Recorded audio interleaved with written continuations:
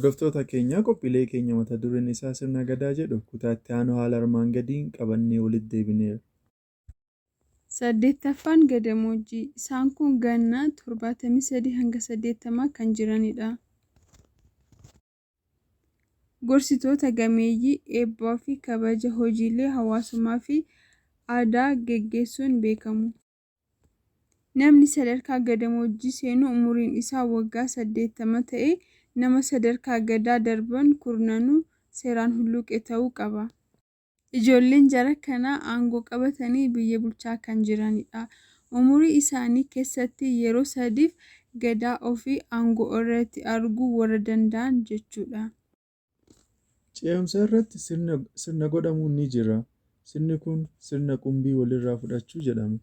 Sirna kana irratti xinnaa guddaa otoo hin jedhamin sabni hunduu argamuu ni danda'a. Seenaan gootota kanaa ni himama. Warri biyyaaf waan jabaa hojjetan akka gootaatti ni faarfamu, ni kabajamus. Isaanis ni dhaadatu. Sana booda amma lubbuun jiranitti itti gaafatamummaa hin qaban. Sabni jara kanaa amma lubbuun jiranitti ni kunuunsa, ni qananiisus. 9ffaan Jaarsa. Isaan kun ganna 80 fi isaa ol kan jiranidha. Sadarkaan kun umurii jaarsummaa kabaja olaanaa qabudha. Haaluma kanaan sirni gadaa namoota umurii sadarkaa kanatti argaman akka kunuunfaman dirqama kenna. Hordoftoota keenyaa waan nu dhaggeeffataniif galatoomaa. Hanga qophiilee kan biroon walitti deebinutti nagaan nuuf tura.